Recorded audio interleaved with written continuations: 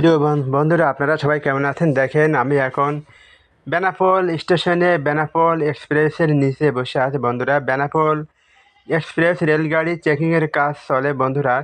কষ্ট হয়ে গেছে, একটু বিশ্রাম নিচ্ছে, এরপর আবার আমাদের চেকিংয়ের কাজ শুরু হয়ে যাবে বন্ধুরা।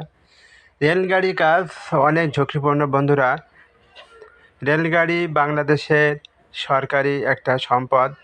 রেলগাড়ি অনেক স্বাচ্ছন্দ্যময় পরিবহন একটা। এখানে অনেক সাশ্রয়, রেলগাড়ি যারা যাতায়াত করে তাদের বর্তমানে অনেক সাশ্রয়, সময় অনেক কম লাগে এবং অর্থনৈতিকভাবে অনেক স্বাবলম্বী হওয়া যায় বন্ধুরা। বেনাপোল থেকে ঢাকাতে যারা আন্তনগর গাড়িতে যাওয়া আসা করে বন্ধুরা, তাদের মাত্র 3 থেকে 3.5 ঘন্টা সময় লাগে, সর্বোচ্চ 4 ঘন্টা।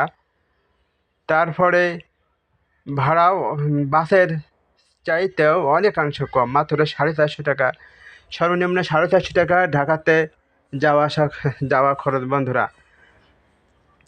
আমরা যারা স্টাফ, মেকানিক্যাল ডিপার্টমেন্টে স্টাফ আছি, যখন একটা গাড়ি বেনাপোল স্টেশনে প্রবেশ করে, তখন আমরা দুই পাশে ভাগ হয়ে দুই পাশে আমরা রেলগাড়ি চেকিং করি।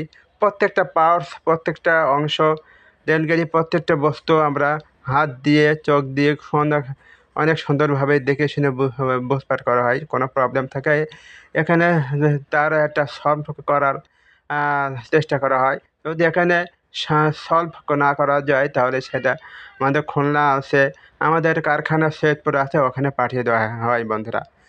দেখেন, আমার এক বড় ভাই এখানে রেলগাড়ি আপনার নাট বল্ট আমরা টাইট দিচ্ছি, অ্যান্টিফেটিক বোল্ট এখানে টাইট দেওয়া হচ্ছে বন্ধুরা।